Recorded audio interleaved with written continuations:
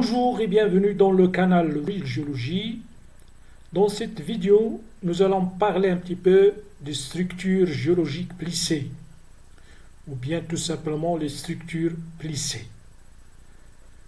Il s'agit d'un ensemble d'ondulations qui affectent donc les terrains sédimentaires. Ils se forment dans des conditions de pression et température relativement élevées et se forment par ce qu'on appelle la tectonique ductile, ou bien une déformation continue. Alors prenons par exemple deux couches ici. À l'état initial ne sont pas déformées. La couche C1, la plus ancienne en bas, et la couche C2, la plus récente en haut. Si jamais donc ces couches subissent des contraintes compressives dans des conditions de pression et température relativement élevées, nous aurons deux cas possibles. Le premier cas, une structure plissée, convexe vers le haut et concave vers le bas. Une deuxième structure plissée, concave vers le haut et convexe vers le bas. Ces structures peuvent être appelées tout simplement forme antiforme ou bien forme synforme si on ne connaît pas ni la polarité ni l'âge des terrains. Mais si on connaît la polarité et l'âge des terrains, la forme antiforme peut être nommée structure anticlinale ou bien forme anticlinale, généralement avec un cœur formé par des terrains anciens. Comme ici, le cœur de la structure est formé par le terrain C1 ou bien par la couche C1 ancienne. Si le cœur de la structure est occupé par des terrains récents, par exemple ici, la couche C2, on parle donc d'une forme synclinale. Donc pour dire anticlinale ou bien synclinale, il faut savoir la polarité et l'âge des terrains. Ici, on va voir les éléments géométriques d'un pli, les principaux éléments géométriques d'un pli. Sur la figure, nous avons deux formes, une forme anticlinale et une forme synclinale. Généralement, si on a donc des plissements dans une région donnée, nous aurons toujours cette alternance de formes anticlinales, synclinales, etc. C'est comme ce qu'on a quand on a une distension par une déformation discontinue, c'est-à-dire le domaine de la tectonique cassante. C'est comme si on a donc une succession de Graben et d'Horst. Horst-Graben, Horst-Graben. Dans le cas donc de l'étirement de la lithosphère pour former par exemple ce qu'on appelle des rifts. Ici, on est dans un contexte compressif, donc des contraintes compressives qui provoquent donc une déformation sous forme d'ondulation qu'on appelle pli et qui se présente sous forme anticlinale, synclinale, etc. Les principaux éléments géométriques d'un pli, le premier c'est ce qu'on appelle la charnière. La charnière d'un pli, c'est tout simplement la zone de courbure maximale des couches au niveau d'une structure plissée. Alors, on peut avoir une charnière anticlinale et une charnière synclinale. À ne pas confondre avec ce qu'on peut appeler une crête ou bien un creux. Une crête, c'est le relief le plus élevé au niveau d'une structure anticlinale, par exemple. Un creux, c'est le contraire, c'est le relief le plus bas au niveau d'une structure synclinale. Vous avez également le plan axial, ou bien la surface axiale du pli. C'est ce plan-là. C'est un plan qui passe par la charnière des couches et qui comprend l'axe du pli. Le plan axial, puis la surface axiale. On peut avoir donc une surface axiale pour une structure anticlinale, comme on peut l'avoir également pour une structure synclinale. Vous avez également l'axe du pli. Alors, l'axe du pli, c'est l'axe, si vous voulez, qui joint les points de la charnière et qui est contenu dans le plan axial ou bien la surface axiale. Autrement dit, l'axe du pli, c'est tout simplement la droite qui représente l'intersection entre la charnière du pli et la surface axiale du pli. Les flancs du pli. Flanc du pli, c'est tout simplement les surfaces d'un pli de part et d'autre de la charnière. Vous avez un pli possède deux flancs, un flanc ici, un autre flanc ici. La même chose pour la structure, bien la forme synclinale, vous avez un flanc ici et un autre flanc ici. Donc ce sont les surfaces de terrain de part et d'autre de la charnière du pli. Alors on peut voir d'autres éléments si vous voulez, mais ici vous avez les principaux, donc les plus importants, les éléments les plus importants donc du pli. Alors comment reconnaître les terrains plissés sur une carte géologique? Alors sur une carte géologique, on peut parler d'une structure plissée quand on a une succession de bandes de couleurs qui se répètent. Par exemple ici, regardez, donc ces successions de bandes de couleurs qui se répètent ici, donc automatiquement on peut penser à des structures plissées. Les terrains également présentent des limites ou bien des contours rectilignes. On trouve également des terrains bordés par un autre terrain qui se répète immédiatement de part et d'autre. Puisqu'on a ici, par exemple, ce terrain-là, bien celui-là, il est bordé par ce terrain rouge qui se répète de part et d'autre ici.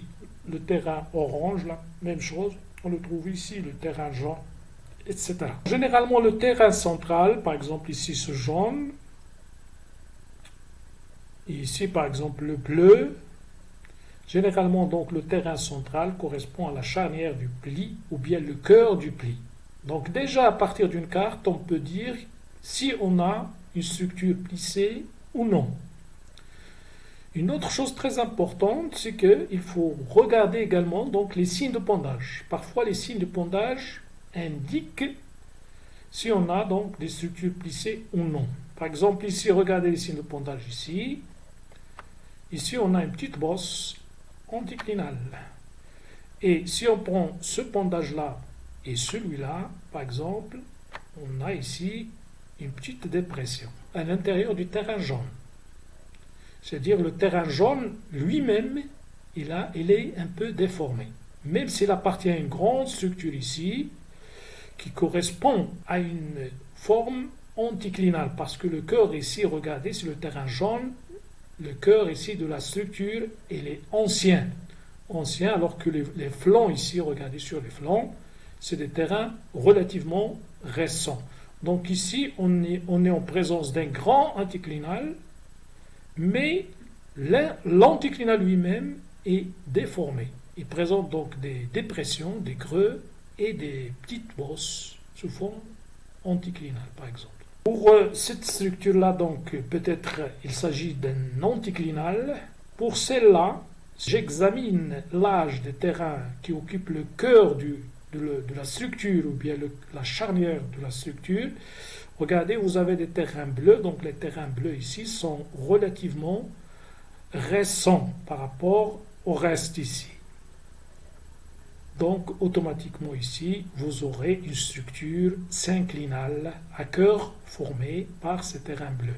Ici, une structure anticlinale à cœur formée par les terrains jaunes.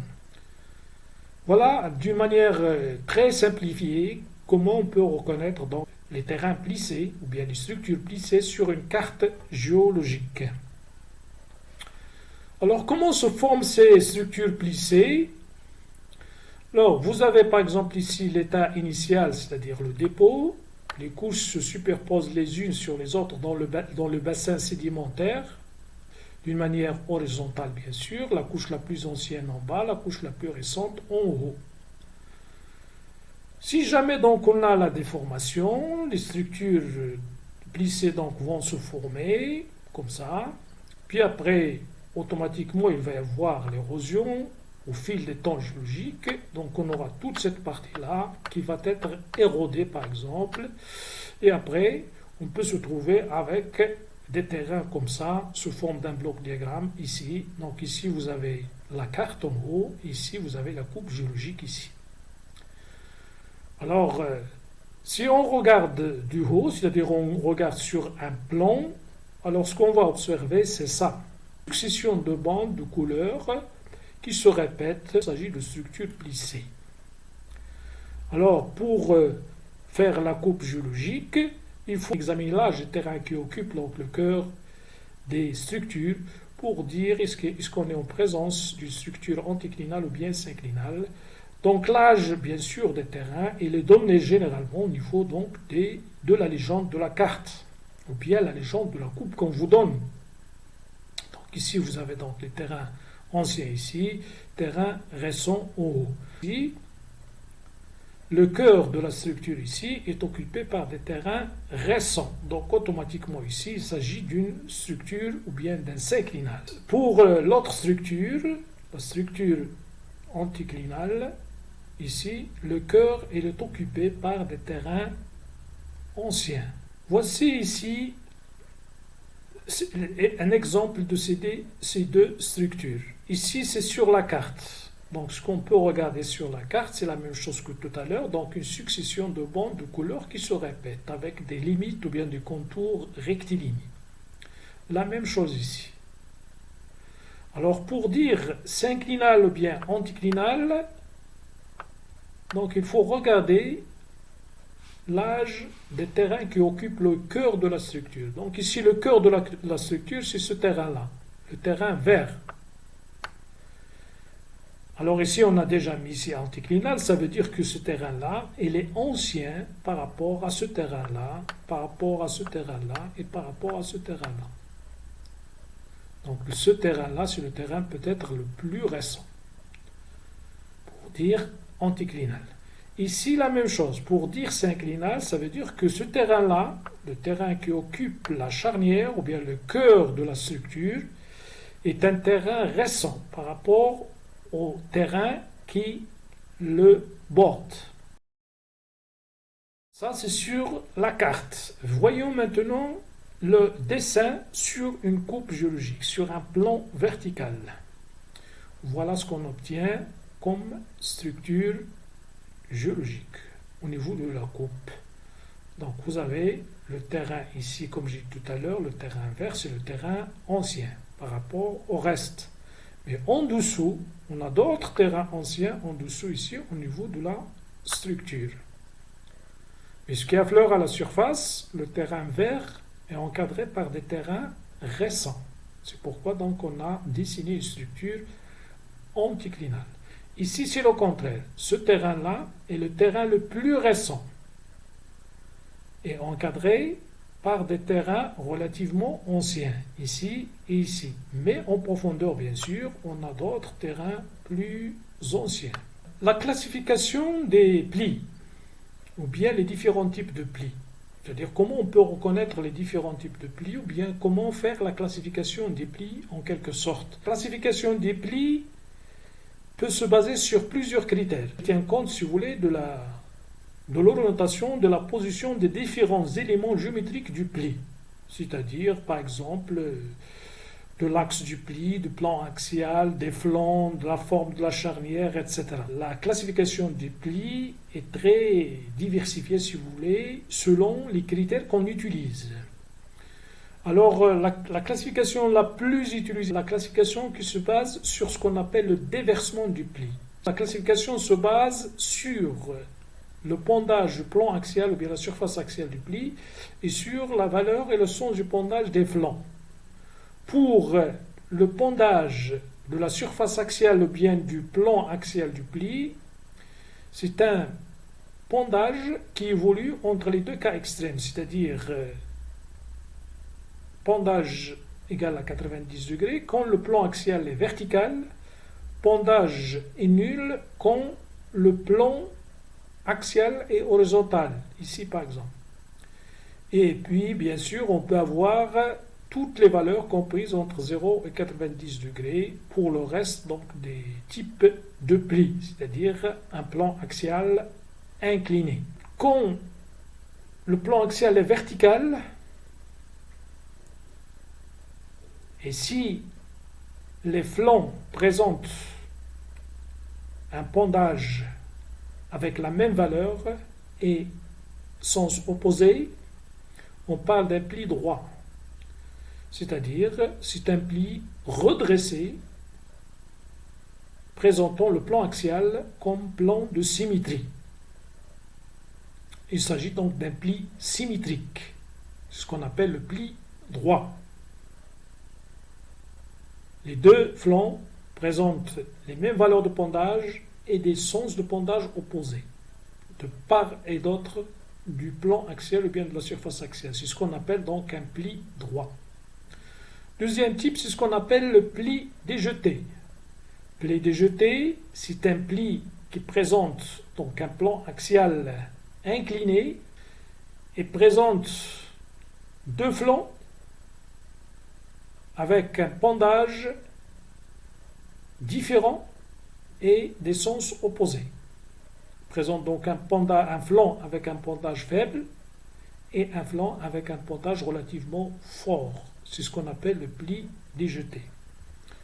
Alors pour le pli droit, vous avez donc une coupe ici dans un pli droit, parce qu'ici on a schématisé seulement le profil du pli, ce qu'on appelle le profil de pli, c'est-à-dire le pli vu de face, profil de pli. Ici vous avez donc la coupe géologique au niveau d'un pli droit.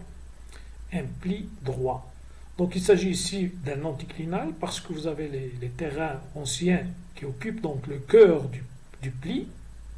Puis de part et d'autre, donc du plan axial, vous avez les terrains de plus en plus récents. Alors en général sur les cartes, on marque donc les structures anticlinales par ce symbole-là. Un symbole comme ça, c'est comme un arc avec deux flèches aux extrémités. C'est pour marquer donc les charnières anticlinales. Charnières anticlinales, comme ici. Alors les pendages, comme j'ai dit, donc c'est des pendages à valeur égale, mais sens opposé. Alors dans ce cas-là, sur la carte, les largeurs d'affleurement sont égales, parce qu'on est en présence d'une structure symétrique par rapport au plan axial. Donc ici vous avez la structure anticlinale. À côté ici on peut trouver donc la structure synclinale qui est marquée par un symbole comme ça. Quand vous avez un symbole de cette forme-là, il faut penser donc à une structure synclinale. Quand vous avez un symbole comme ça, donc il s'agit d'une structure anticlinale. Ça c'est sur la carte. Après le type déjeté, on passe au pli en genou. Pli en genou, c'est un pli déjeté tout simplement, dont le flanc à fort pendage correspond donc à un flanc redressé, c'est-à-dire avec un pendage égal à 90 degrés. Par exemple, nous avons sur cette coupe géologique un pli en genou. Vous avez un flanc normal ici, avec un pendage faible, et vous avez un flanc redressé ici, pendage égal à 90 degrés. Regardez les signes de pendage. Pendage relativement faible, ici pendage vertical. Flanc vertical. Pli déversé. Alors, à partir d'ici, de ce type-là, on va parler, si vous voulez, d'un flanc normal et d'un flanc inverse. Regardez, ce type de pli donc présente un flanc avec un pendage inverse. Quand vous avez ce type ou bien ce signe de pendage, comme ça, il faut penser à des terrains à l'envers. Inverse, c'est-à-dire des terrains à l'envers. C'est-à-dire les terrains récents en bas et les terrains anciens en haut. Pli déversé, c'est un pli qui présente un flanc normal et un flanc inverse. Donc le plan axial, il est bien incliné bien sûr. Et on a donc un flanc inverse. Alors, pour dire déversé, il faut avoir le pendage si vous voulez, du flanc inverse supérieur à 45 degrés. C'est ce qu'on a ici, pli déversé. Vous avez le flanc normal ici, et vous avez le flanc inverse. Regardez au niveau du flanc inverse, si on prend cette section-là par exemple, regardez, on a ce terrain-là, c'est un terrain récent qui se trouve en dessous d'un terrain, ou bien des terrains anciens, le blanc et le bleu. C'est pourquoi donc on parle d'un flanc inverse. Donc la série ici, elle est inverse dans cette partie-là. On peut parler également d'un pli renversé quand le pendage des flancs inverse est inférieur à 45 degrés. Et si le pendage du flanc inverse est supérieur à 45 degrés, dans le cas du pli renversé, c'est-à-dire ici, on a une accentuation, si vous voulez, du déversement du pli, et on aura donc un flanc inverse avec un pendage relativement faible, c'est-à-dire inférieur à 45 degrés. Si ça continue, toujours, si le déversement, si vous voulez, continue, donc on peut arriver à avoir donc un pli couché. Un pli couché, c'est tout simplement un pli qui présente les deux flancs horizontaux, mais avec un flanc normal et avec un flanc inverse. C'est-à-dire le pendage du flanc inverse égal à 0. Voilà quelques exemples de plis selon, si vous voulez, le degré de déversement des structures. Construction de la coupe géologique, comment faire donc cette construction, cette coupe géologique dans une structure plissée, c'est-à-dire on va voir un petit peu les marches à suivre. Alors on va faire ça sur un exercice. Donc vous avez un exercice ici, par exemple ici vous avez un profil topographique imaginaire, on a considéré que c'est plat ici, sur lequel donc on a projeté les limites d'affleurement des terrains. Les terrains, c'est des terrains notés J2 jusqu'à J5, c'est-à-dire le terrain le plus ancien c'est J2, le terrain le plus récent c'est J5. Donc normalement, il faut les placer ici au niveau d'une légende, donc J2, J3, J4, J5, etc. Alors pour construire la coupe géologique dans une structure plissée, la première chose à faire, repérer les charnières, c'est-à-dire repérer les structures anticlinales, synclinales.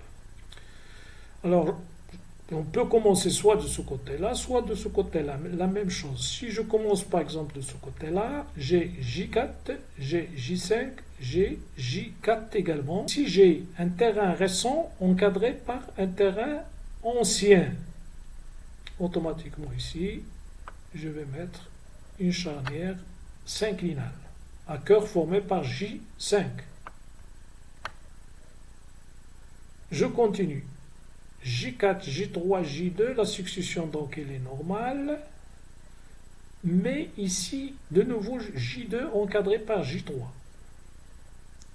J2 encadré par J3, donc un terrain ancien encadré par un terrain récent. Donc ici j'ai une charnière anticlinale à cœur formé par J2. Puis J4, puis G5, G4 de nouveau. Donc la même chose ici, charnière synclinale. J3, J2, la même chose ici, charnière anticlinale. Cœur formé par J2. Alors, une fois que je repère mes charnières, je commence alors à dessiner une couche qui m'apparaît simple à dessiner. Un conseil, si vous voulez, aussi, dans ces structures plissées, donc il faut faire attention parce que quand on a des structures plissées, il faut s'attendre à des variations rapides du pendage, valeur et sens. Pour moi, avant donc de dessiner ça, je vais voir un peu, je vais imaginer donc la carte si vous voulez, comment se présente ce terrain au niveau d'une carte. Voilà donc en gros, ou bien schématiquement, si vous voulez, comment se présente ce terrain sur une carte. Donc une succession de bandes, ou bien de couleurs, qui se répètent. Donc automatiquement ici, vous avez donc une structure plissée. Donc je repère mes charnières, anticlinale, synclinale, anticlinale, etc. Donc si j'imagine un petit peu De quoi il s'agit? Par exemple, donc ici je vais avoir un synclinal, ici en anticlinal, ici synclinal, ici anticlinal. Une succession d'anticlinal et synclinal. Bien sûr, donc comme je vous ai dit, donc on choisit donc la couche la plus simple à dessiner. Et quand on dessine la première couche, les autres, bien sûr, vont être faciles à dessiner. Il suffit donc de dessiner les parallèles. Mais, comme je vous ai dit dans une vidéo précédente, de préférence, il faut commencer à dessiner à partir des terrains récents. Donc ici, le terrain récent, c'est J5. Puisqu'il s'agit donc d'une structure, bien du cœur d'un synclinal, pour dessiner donc la limite inférieure de J5, il suffit de dessiner une petite gouttière ici, synclinale. Il ne faut pas prolonger vers le bas. Juste une petite dépression ici et ici. Comme ça. Donc une petite dépression, comme ça. Si j'ai les signes de pondage, il faut respecter bien sûr le pondage. Parfois, on vous donne donc les signes de pondage qu'il fallait respecter. Ici, on n'a pas de signe de pondage, donc il suffit donc de dessiner une petite dépression comme ça. Comme j'ai dit, il ne faut pas la prolonger vers le bas, il ne faut pas qu'elle soit très profonde, donc pour dessiner quelque chose de plus ou moins correct. Donc ici, j'ai dessiné les deux structures, ou bien les deux cœurs de la structure synclinale, la limite inférieure de J5. Donc J5 est là. Je commence à dessiner, donc si c'est possible, donc ici c'est possible, donc je dessine la limite inférieure de J4 ici. Également ici. La limite de G4 et de l'autre côté également. Pourquoi j'ai dessiné comme ça? Parce que bien sûr ici j'ai une structure anticlinale avec un cœur formé de J2. Ensuite je continue à dessiner. Regardez, ici j'ai dessiné la limite inférieure de J3. La limite inférieure de J3. Ici également j'ai une structure anticlinale, donc il faut faire attention. Je vais dire ici la limite J2, J3, cette limite-là, ils peuvent passer ici, il faut la relier ici, parce que ici j'ai de nouveau donc une structure anticlinale. Puis je peux ajouter la limite inférieure de J2, par exemple comme ça. Si je connais bien l'épaisseur de J2, je peux la dessiner correctement. Je ne connais pas l'épaisseur de J2, donc ici je mets la limite en tiré. C'est peut-être donc une limite qui peut donc se trouver à cette profondeur-là. D'accord? Et également, je peux ajouter, peut-être, si je l'ai au niveau de la légende, c'est-à-dire le terrain en bas. Par exemple, J1. J1 ici. Si je l'ai au niveau de la légende ici, à côté, normalement, il faut avoir une légende. Si on vous donne le terrain J1, il faut l'ajouter ici. Ajouter un peu de figuré de J1. Donc les terrains qu'on a, donc J1, J2, J3, J4, J5. Le J5 est le terrain le plus récent. La même chose de ce côté-là. Donc vous avez le terrain le plus récent de ce côté, c'est J4. On peut ajouter également J1, si il est présent au niveau de la légende. Voilà donc comment dessiner donc une coupe géologique dans une structure plissée. Je vous remercie pour votre attention.